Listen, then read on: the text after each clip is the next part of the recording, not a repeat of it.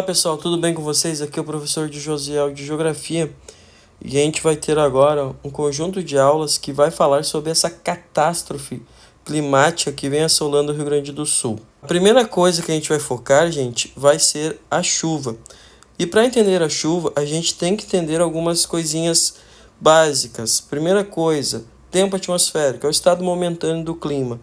Clima é quando a gente estuda o tempo atmosférico durante um período de no mínimo 30 anos. Os climas terão seus fatores, seus elementos, ok? Bom, para compreender, nós temos que falar da massa polar atlântica e também da massa tropical continental. Estão vendo essas flechinhas? Essas flechinhas indicam a direção do vento. Quando a chuva aconteceu, essas flechas que estão vindo para o norte, elas não conseguiam entrar no Rio Grande do Sul, como vocês podem ver aí. Então, o que aconteceu na semana passada? Então, a massa polar atlântica, ela se forma na região sul da América do Sul e avança em direção ao Brasil. Quando ela chega no Rio Grande do Sul, ela encontra outras massas de ar que são quentes. O que acontece? Essa massa de ar polar atlântica, por ela ser fria, ela vai ser mais pesada. Então, quando ela se choca com essas massas de ar quente, ela provoca a formação de nuvens e posteriormente de chuva, o que a gente chama de chuva frontal. Isso é dentro de uma normalidade. O que a gente pode dizer sobre essa chuva? Se vocês virem aqui e verem a questão de temperatura, nesse aplicativo que a gente está usando, o aplicativo Wind, vocês vão perceber que agora, nesse momento, a temperatura do ar está mais elevada, ok? Porém, essa mancha vermelha na semana passada não estava sobre o Rio Grande do Sul, estava ali sobre Santa Catarina. O que a gente acabou tendo, então? Um grande conflito de massas de ar. A massa polar, ela não estava conseguindo avançar. Ela estava sendo barrada por uma massa de ar quente.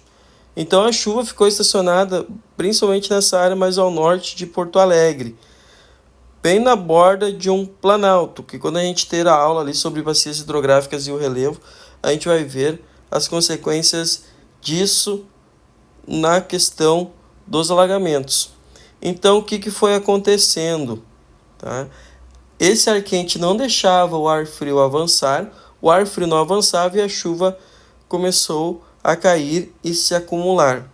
Isso não é algo normal, a gente diz que é algo atípico, que geralmente o que acontece, a massa de ar frio, por ela ser mais forte, ela avança. Só que a gente tem que ir para os outros personagens, os outros atores dessa chuva. Então, o que acontece? Quando a gente olha para o Oceano Pacífico, vocês vão ver que tem seus ventos. O que está acontecendo ali no Oceano Pacífico, gente? Está acontecendo um fenômeno conhecido como El Niño. O que o El Niño faz de forma geral no Brasil? Ele provoca um aumento da chuva no sul e um aumento das secas no Brasil. O que acontece? Tá? O El Niño, de certa forma, deixa a massa de ar polar não tão fria como geralmente ela é, e deixa ela mais úmida ainda.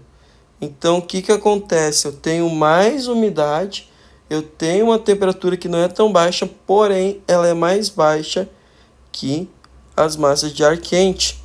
Então, esse conflito de massas de ar que provocou muita chuva. O que mais aconteceu? Quando a gente olha para a região do Chile, ali, da Argentina, a gente vai ter ali uma coisinha chamada Cordilheira dos Andes. Então, essa Cordilheira dos Andes acaba, então, soprando um vento úmido, um vento frio e seco. Esse vento frio e seco, ele vai encontrar esse ar frio mais úmido vai encontrar esse ar mais quente do Brasil. Vocês já viram? Ar frio com ar quente, eu vou ter o quê? Mais condensação, mais chuva, e a chuva vai cair. Outra coisa que a gente pode pensar também sobre a chuva. Vocês têm aqui ao norte do Brasil uma floresta. Essa floresta é a floresta amazônica. O que acontece agora nesse período, dentro da normalidade? A massa equatorial continental ela recua. A massa equatorial é uma massa quente e úmida que se origina ali pela evapotranspiração da floresta. Ela recua naturalmente à medida que a gente vai se aproximando do outono. O que acontece? Aqui nós vamos tendo um grave desmatamento há anos, que obviamente se impacta na distribuição das chuvas. A chuva que já diminui naturalmente, ela diminui mais ainda quando eu tenho ali o desmatamento. Então o que vai acontecer? A massa equatorial continental não vai fazendo seu trabalho. O que vai acontecer? Se vocês olharem aqui nessa região do Paraguai, vai se formar o que a gente chama de massa tropical continental. Ela é quente e seca. O que vai acontecer? Se ela não é barrada por nenhuma outra, ela espalha o seu calor. E esse calor faz com que áreas aqui do Mato Grosso do Sul, passe tranquilamente às vezes dos 40 graus Celsius, ok? Então, continuando a explicação. Voltando aqui para o Rio Grande do Sul, se vocês observarem, tá, vem descendo uma espécie de vento pelo litoral. Aqui tem uma outra massa de ar, a massa tropical atlântica. Essa massa de ar, ela é uma massa de ar quente e úmida, que também, quando entrar ao Rio Grande do Sul, ela também tem esse papel. Então, por isso que a gente disse que foi uma soma de fatores. Quando vem essa massa, ela adentra no Rio Grande do Sul, se ela entrar em choque com a massa polar atlântica, as duas úmida, porém uma fria e outra mais quente, tu vai ter novamente condensação, tu vai ter novamente chuva. Então, basicamente, resumindo o ponto-chave para vocês. Aqui entre Rio Grande do Sul e Santa Catarina, teve um conflito de massa de ar quente com massa de ar frio. O ar frio não conseguiu ir embora e eu tive constantes condensações, o que ocasionou muita chuva. Certo, galera? A próxima aula será sobre a questão das bacias hidrográficas e a questão do relevo. Certo, galera? Curte aí, compartilha e até a próxima aula.